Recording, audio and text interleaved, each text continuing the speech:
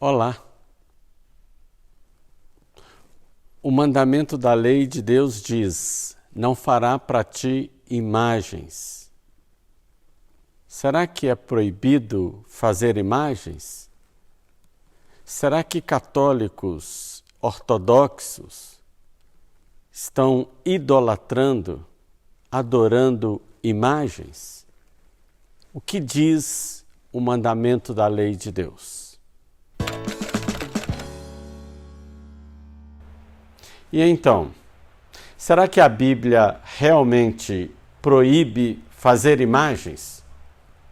O que realmente está sendo dito no versículo 3 do capítulo 20 do livro do Êxodo, narrando sobre os 10 mandamentos? Nos colocamos aqui agora no segundo desafio. Não terás outros deuses diante de mim. Não fará para ti imagens.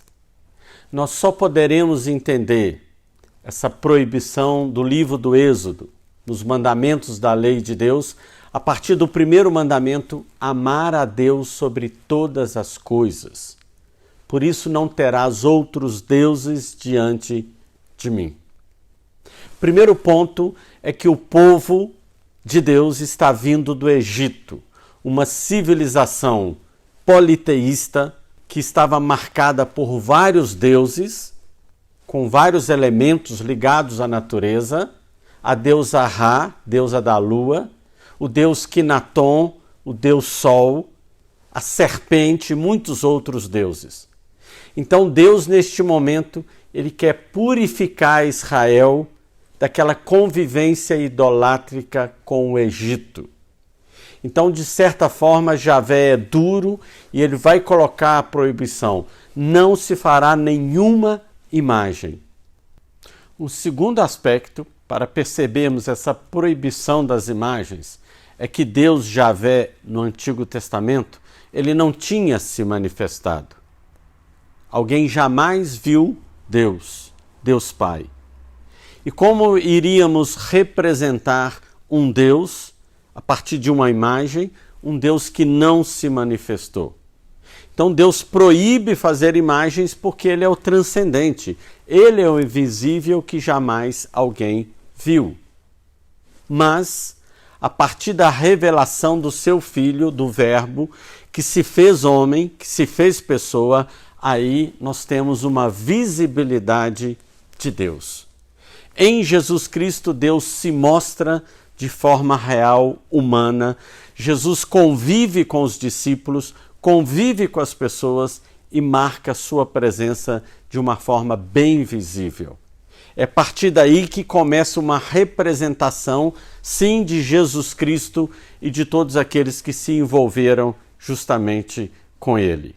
Naquele tempo, Deus havia proibido as imagens por causa da ligação recente com o Egito e também por causa da imaturidade daquele povo. Tanto que logo à frente, no livro de Números, Deus já autoriza que se possa ornar o templo com querubins na sua entrada. Deus autoriza depois que se coloque anjos sobre a Arca da Aliança, imagens. E Deus também autoriza que se faça uma serpente de bronze para que o povo fosse curado. Veja bem, como que Deus proíbe fazer imagem e depois ele manda que se faça imagem. É preciso entendermos bem isso. É por causa da maturidade do povo que foi aumentando com as experiências e com o tempo. É assim que uma mãe que impede que a sua filha de 2 anos de idade se aproxime de um fogão quente para não se queimar, e ao mesmo tempo esta mesma mãe, quando ela tem 15 anos, ela permite que aquela jovem filha se aproxime do fogão para aprender a cozinhar. Ora, essa mãe não entrou em contradição, mas a maturidade da sua filha agora permite que ela aproxime do fogão sem se queimar. Naquela época, naquele contexto de influência do Egito, se o povo fizesse qualquer imagem, eles poderiam se confundir com o politeísmo e, além do mais, Javé não teria ainda se manifestado. É muito importante que possamos entender aqui qual é a diferença de um ídolo para uma imagem.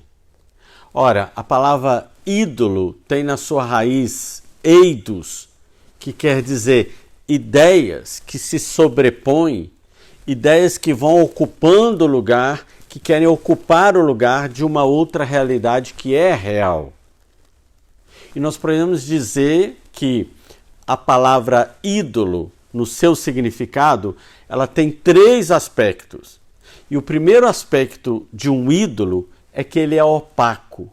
Ou seja, o ídolo não é translúcido. O ídolo você não vê a partir dele. Ele tem uma opacidade. Quer dizer, ele não dá visibilidade para além. Uma segunda característica é que o ídolo ele é mágico. Ou seja, todo ídolo é um amuleto. É algo que teria ali uma força nele mesmo e ele é usado de forma mágica, como se ali houvesse um poder naquele próprio objeto.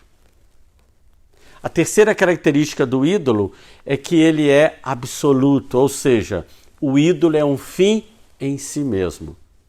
Como aquele bezerro de ouro que os judeus estavam construindo enquanto Moisés recebia os 10 mandamentos no Monte Sinai.